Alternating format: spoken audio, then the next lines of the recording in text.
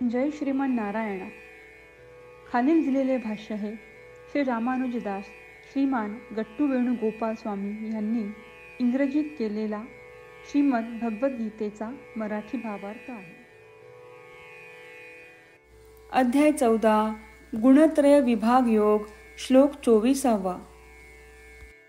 समदुःख सुखस्वस्थः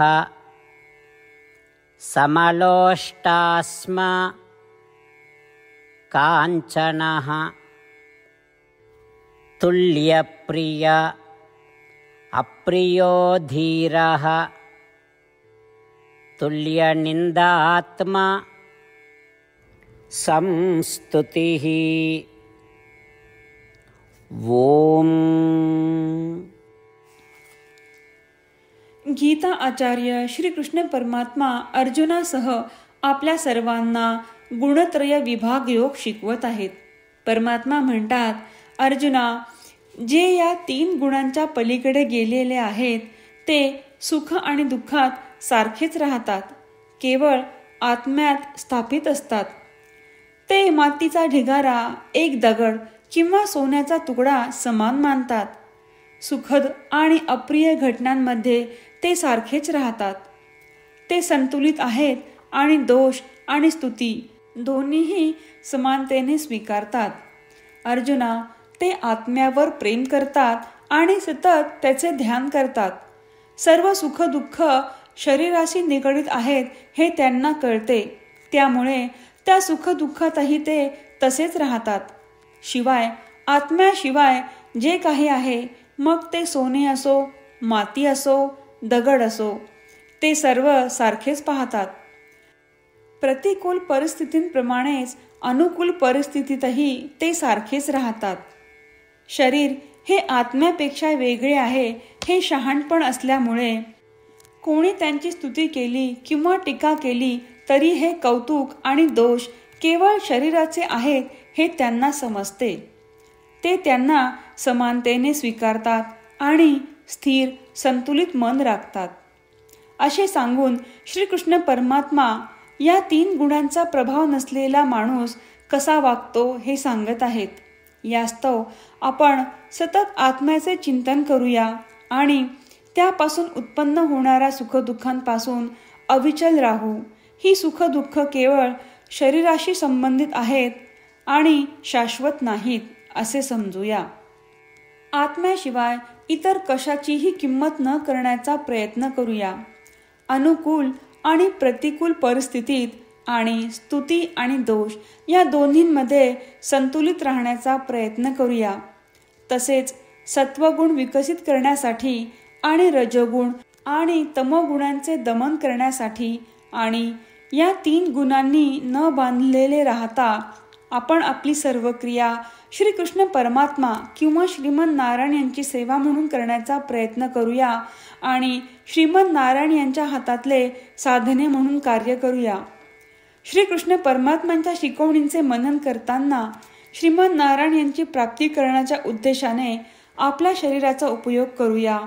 श्रीमन नारायण यांना आपण शरण जाऊया आणि श्रीकृष्ण परमात्म्यांचे शब्द जशीच्या तसे श्लोकाच्या रूपात पुन्हा सांगण्याचा प्रयत्न करूया. समदुःख सुखस्वस्थः समलोष्टास्म काञ्चनः तुल्यप्रिया प्रियो धीरः तुल्यनिन्दात्मा संस्तुतिः. श्रीमद भगवद्गीतेचे संपूर्ण सार श्रीकृष्ण परमात्म्यांनी अध्याय 18 श्लोक 65 ते 70 मध्ये 8 गोष्टी करण्यासाठी दिल्या आहेत. श्रीकृष्ण म्हणतात, जे या 8 गोष्टींचे पालन करतात ते मला आवडतात. मी त्या भक्तांचे सर्व प्रकारे रक्षण करीन. श्रीकृष्ण परमात्म्यांनी सांगितलेली सर्व भगवद्गीता ऐकल्यानंतर अर्जुन म्हणतो, करिष्ये वचनम तव. अर्थात श्रीकृष्णा, तुम्ही सांगताल तसेच मी करीन. म्हणूनच श्रीकृष्णांनी अर्जुनाला सर्व प्रकारचे यश आणि विजय बहाल केले आहेत. परमात्म्याला आपले वचन देऊया की आपण या 8 क्रिया पाळू. परमात्म्याला हा शब्द देण्यापेक्षा मोठी कोणतीही पूजा, तप, यज्ञ नाही. ह्या 8 क्रियांचा तुम्ही सर्वांनी मनाने विचार करा असे मी म्हणेन. अशा प्रकारे आपण श्रीकृष्ण परमात्म्याला आपले वचन देत आहोत. आपण सर्वांनी श्रीकृष्णाच्या चेहऱ्याचा आनंद आणि सुख अनुभवूया. जय श्रीमन नारायणा. ह्या 8 क्रिया खालीलप्रमाणे आहेत. हे श्रीमन नारायणा, तुम्ही सांगितल्याप्रमाणे मी नेहमी तुमच्यावर चिंतन आणि विचार करीन. हे श्रीमन नारायणा, तुम्ही सांगितल्याप्रमाणे मी सदैव तुमचा भक्त असेन. हे श्रीमन नारायणा, माझी सर्व कृती तुमची सेवा आणि तुमच्या समाधानासाठी करेन. हे श्रीमन नारायणा, तुम्ही अनुसरण करायला सांगितल्याप्रमाणे मला खूप विश्वास आहे की मी तुमचा आहे आणि मी नेहमी हात जोडून तुम्हाला नमस्कार करीन आणि तुमची पूजा करीन.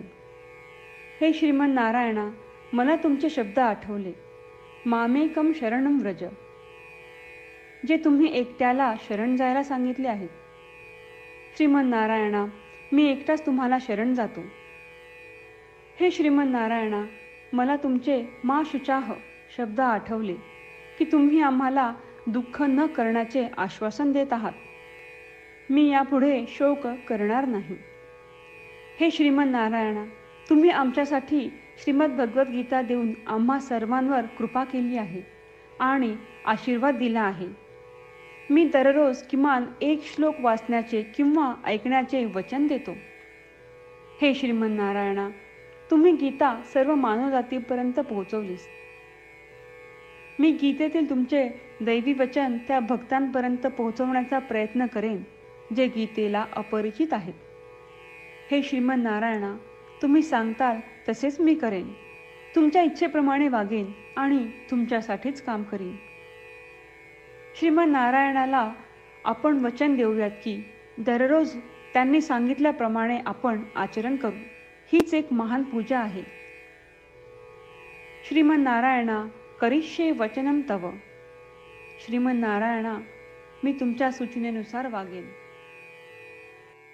समदुःख सुखस्वस्थः समलोष्टास्म काञ्चनः तुल्यप्रिय अप्रियो धीरः तुल्यनिन्दात्मा संस्तुतिः. ॐ समदुःखसुखस्वस्थः समलोष्टास्मकाञ्चनः तुल्यप्रियाप्रियो धीरः तुल्यनिन्दात्मसंस्तुतिः. जय श्रीमन नारायणा. सर्व भक्तांना विशेष विनंती. आपल्या जीवनातील सर्व गोष्टींमध्ये आपल्याला त्वरित आणि प्रभावी परिणाम हवे असतात. हे साध्य करण्यासाठी दररोज 1 मिनिट घालवू आणि नारायणास्त्रम वाचूया. नारायणास्त्रम मिळवण्यासाठी www.narayanaastram.org या नारायणास्त्रम वेबसाईटवर जा आणि नोंदणीमध्ये आपले नाव आणि ईमेल प्रदान करा.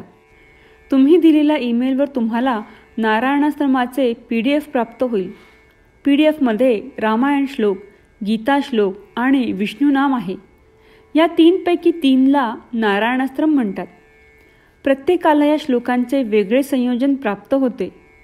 जेव्हा प्रत्येकजण 24,000 भक्तांसह दररोज त्यांचे नारायणास्त्रम वाचतो किंवा ऐकतो, तेव्हा संपूर्ण रामायण पारायणाची 1 फेरी, श्रीमद भगवद्गीता पारायणाच्या 33 फेऱ्या, 24 श्री विष्णू सहस्त्रनामांचे फेरे पूर्ण होतात.